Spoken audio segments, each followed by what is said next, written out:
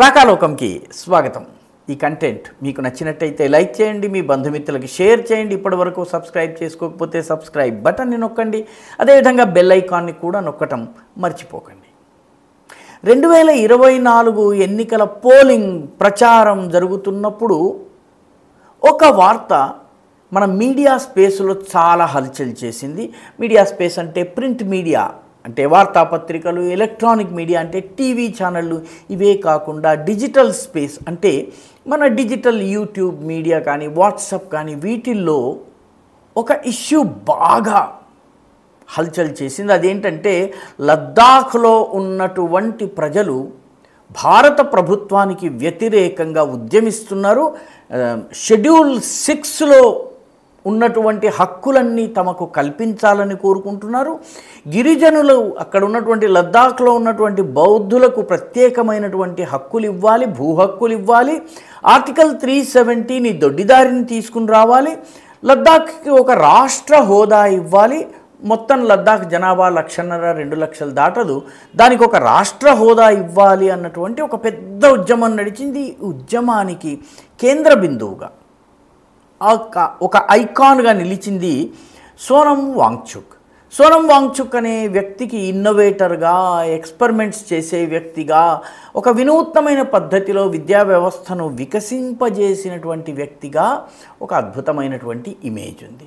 దేశవ్యాప్తంగా అనేక అవార్డులు పొందారు. కాబట్టి ఈ దేశంలో ఉన్నటువంటి అప్పర్ మిడిల్ క్లాస్ చాలా సులువుగా ఆయనని గుర్తించగలుగుతుంది.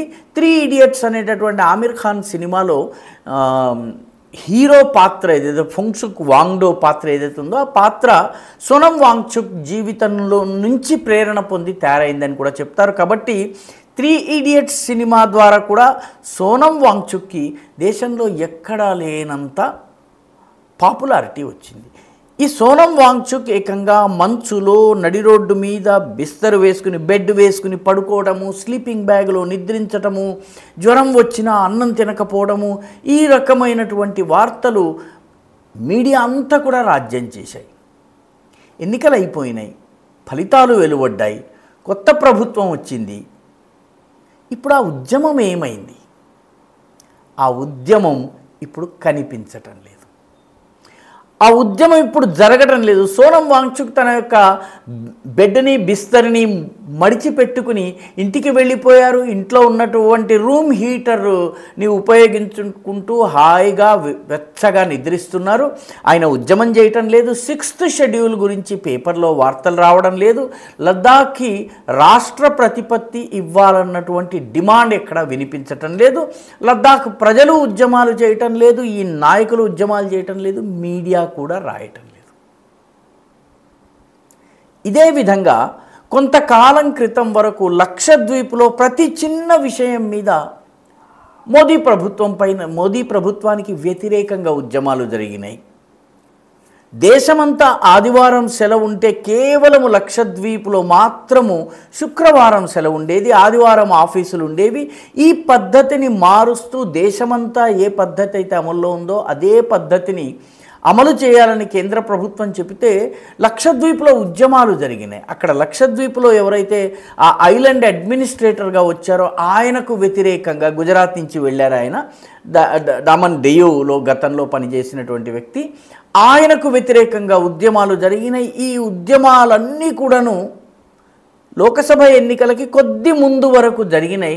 లోకసభ ఎన్నికలు పూర్తయిపోయినాయి. ఉద్యమం చల్లబడిపోయింది. ఎక్కడ కూడా ఆ ఉద్యమానికి సంబంధించిన వార్తలు మీడియాలో లేవు. ఉద్యమకారులు రోడ్లలోకి రావడం లేదు. ఎందుకంటే ఈ 2 ఉద్యమాలను గనక మనం జాగ్రత్తగా గమనిస్తే ఈ 2 ఉద్యమాల లక్ష్యము ఆ నియోజకవర్గాల యొక్క ఎన్నికల ఫలితాన్ని ప్రభావితం చేయటం మాత్రమే. ఈ విషయాన్ని రాకాలోకంలో గతంలో కొన్ని వీడియోల్లో చెప్పడం కూడా జరిగింది. లద్దాఖ్లో జరుగుతున్నటువంటి ఉద్యమము వాస్తవానికి స్పాన్సర్డ్ ఉద్యమము అన్నటువంటి వ్యాఖ్య కూడా చేయటం జరిగింది. అప్పుడు చాలామంది ఇది ప్రజా ఉద్యమము, లద్దాఖ్ ఏ రోజు వెళ్ళినటువంటి వాళ్ళు ఇది ప్రజా ఉద్యమము ఫలానా అని చెప్పి వాదించారు. ఇప్పుడు దానికి సంబంధించిన వార్తలు లేవు, ఉద్యమం లేదు, ఏ రకమైనటువంటి పోరాటం లేదు. లక్షద్వీప్లో కూడాను ఇప్పుడు కేంద్ర ప్రభుత్వం ఏ విధానం తీసుకొస్తే ఆ విధానాన్ని 100కి 100 పాళ్ళు అమలు చేస్తున్నారు, ఎటువంటి ఉద్యమాలు లేవు. సో గమనించవలసిన విషయం ఏంటంటే 2024 లోకసభ ఎన్నికలను ప్రభావితం చేయటం కోసము ఇటువంటి నాన్ ఇష్యూస్ని తీసుకొచ్చి ఎన్నికల సమయంలో హడావిడి చేయటం జరిగింది. ఇటువంటి అబద్ధపు ప్రచారాల్లో ఒకటి ఈవీఎంల మీద కూడా చేయటం జరిగింది. ఎన్నికల ఫలితాలు వచ్చిన తరువాత కూడాను ఈవీఎంల పైన ప్రశ్న చిహ్నాలు, ముఖ్యంగా మహారాష్ట్రలోని ముంబైకి సంబంధించిన ఒక సీట్లో శివసేన ఏక్నాథ్ షిందే గ్రూప్కి చెందిన అభ్యర్థి 48 ఓట్లతో నెగ్గేటప్పటికి ఈవీఎంలన్నీ కూడాను మొబైల్ ఫోన్లో ఓటీపీ వస్తుంది, దాని ద్వారా కంట్రోల్ చేయవచ్చు ఫలితాలని అని చెప్పి ఒక వార్తను మిడ్ డే పత్రిక ప్రకటించింది. మిడ్ డే పత్రిక మరుసటి రోజే క్షమాపణ చెప్తూ ఆ వార్తను తీసేసింది.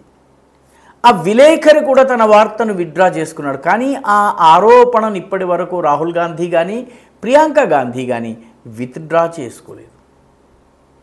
ఇప్పుడు అక్కడ ఉన్నటువంటి రిటర్నింగ్ ఆఫీసర్, ఆమె పేరు వందనా సూర్యవంశీ, ఆమె ప్రస్తుతం పరువు నష్టం దావా వేశారు. ఈ పరువు నష్టం దావా వేసి మిడ్ డే పత్రిక, దాని విలేకరి, వీళ్ళందరి మీద కూడాను ఆమె పరువు నష్టం దావా వేశారు. ఇప్పుడు ఈ పత్రికల వాళ్ళు అటు ఇటు పరుగులు తీస్తున్నారు, ఈ కేసు ముందుకు వెళ్లకుండా ఏ రకంగా తమను తాము కాపాడుకోవాలని. కానీ వీళ్ళు ఎన్నికల ఫలితాలు వెలువడ్డ మరుక్షణము ఒక కథనాన్ని బిల్డప్ చేసే ప్రయత్నాల్లో భాగంగా ఇటువంటి ఫేక్ స్టోరీస్ నడిపించారు. అగ్నివీర్ విషయంలోనూ ఇదే జరిగింది. అగ్నివీర్ విషయంలో ఎన్ని రకాల ప్రచారాలు జరిగినాయంటే ఆ ప్రచారాల వల్ల హర్యానా, పంజాబ్, రాజస్థాన్, వెస్టర్న్ ఉత్తరప్రదేశ్ ఈ 4 రాష్ట్రాలలోనూ ఎన్నికల ఫలితాలు ప్రభావితమయ్యాయి. నిజానికి సైనికులు ఎక్కువగా రిక్రూట్ అయ్యేటటువంటి ఉత్తరాఖండ్, హిమాచల్లో అగ్నివీర్ ఇష్యూ పని చేయలేదు. కానీ రాజస్థాన్, పంజాబ్, అదేవిధంగా వెస్టర్న్ యూపీ, హర్యానాల్లో అగ్నివీర్ ఒక ఇష్యూగా నిలిచింది. అగ్నివీర్ విషయంలోనైతే లోకసభలోనే రాహుల్ గాంధీ అసత్య ప్రచారం చేశారు. అగ్నివీర్ సైనికులు ఎవరన్నా కనుక యుద్ధంలో మరణించినా, విధులు నిర్వహిస్తూ చనిపోయినా వాళ్ళకు ఒక్క పైసా రాలేదు అని చెప్పి ఆయన వ్యాఖ్యానించారు. వ్యాఖ్యానించిన వెనువెంటనే రక్షణ మంత్రి స్పష్టీకరణ ఇచ్చారు.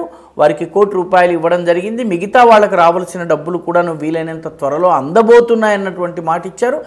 ఆర్మీ కూడాను తక్షణమే రంగంలోకి దిగి ఇప్పటి వరకు 87 లక్షలు ఇవ్వడం జరిగింది, మిగతా డబ్బులు కూడా వాళ్ళకి అందించడం జరుగుతుందని స్పష్టీకరణ ఇచ్చేసరికి ఇప్పుడు వాస్తవానికి తాను చెప్పింది తప్పు అని చెప్పి రాహుల్ గాంధీ అంగీకరించడం లేదు. అంటే ఒక అబద్ధాన్ని ప్రచారం చేయడం, అగ్నివీర్ విషయంలో అపోహలు, అనుమానాలు రేకెత్తించటం అనేది ప్లాన్లో భాగం. ఇప్పుడు హర్యానాలో ఎన్నికలు జరగబోతున్నాయి కాబట్టి అగ్నివీర్ ఇష్యూని చావనియరు. దాన్ని ఏ రకంగానైతే లద్దాఖ్ ఇష్యూ సైలెంట్గా చడీ చప్పుడు కాకుండా అయిపోయిందో ఆ రకమైన పరిస్థితి అగ్నివీరికి రాకుండా ఉండకపోవచ్చు. అదేవిధంగా నీటిని కూడా ఒక ఇష్యూ చేయాలని ప్రయత్నిస్తున్నారు. నిజానికి అన్ని రకాల పరీక్షల పేపర్ లీకేజీలకు కాంగ్రెస్ పార్టీ ప్రభుత్వంలోనూ మిగతా పార్టీల ప్రభుత్వంలో అనేక సంఘటనలు జరిగిన నీటిని మాత్రము ఎత్తి చూపి దీనిని అటాక్ చేయాలన్నటువంటి ఒక పథకం వేసినట్టుగా కనిపిస్తుంది. ఎందుకంటే నీట్ రావడం వల్ల ప్రైవేట్ ఇంజనీరింగ్ కాలేజీలు, వాటితో కుమ్మక్కైనటువంటి రాజకీయ నాయకులు రాష్ట్రాలలో ఇష్టారాజ్యం చేయలేకపోతున్నారు. నీట్లో ఉన్నటువంటి లోపాలు తొలగించాలి, అది వేరే విషయము. అట్ ది సేమ్ టైం వీటిపైన అనుమానాలు రేకెత్తించడం వల్ల సాధించగలిగేది ఏమీ లేదు. ఫుల్ ప్రూఫ్ సిస్టమ్ని డెవలప్ చేయాలి. అంతేగాని ఈ నీట్ తీసేయాలి అన్నటువంటి డిమాండ్ ఏదైతుందంటే ఏ రాష్ట్రానికి ఆ రాష్ట్రం ఇష్టారాజ్యంగా చేసుకునేటటువంటి వ్యవస్థ రావాలన్నటువంటి డిమాండ్ ఏదైతుందో ఇది ప్రమాదకరమైంది. అంటే ఓవరాల్గా చూసినట్టయితే ఈ రకమైనటువంటి మైక్రో లెవెల్ ఫ్యాక్టర్స్ కథనాన్ని నిర్మాణం చేసి, నేరేటివ్ని బిల్డ్ చేసి దెబ్బతీసేటటువంటి ప్రయత్నాలు చాలా పెద్ద ఎత్తున 2024 లోకసభ ఎన్నికల సమయంలో జరిగినాయి. వాటి ఫలితంగానే ఎన్నికల ఫలితాల మనం చూస్తున్నటువంటి ఫలితాలు వచ్చాయి. కాబట్టి ఈ గేమ్ని అర్థం చేసుకోవలసినటువంటి అవసరం ఉంది. ఈ వీడియో మీకు నచ్చినట్టయితే లైక్ చేయండి, షేర్ చేయండి, ఈ ఛానల్కు సబ్స్క్రైబ్ చేయండి, మీ అభిప్రాయాన్ని కమెంట్ల రూపంలో తప్పనిసరిగా పంపించండి.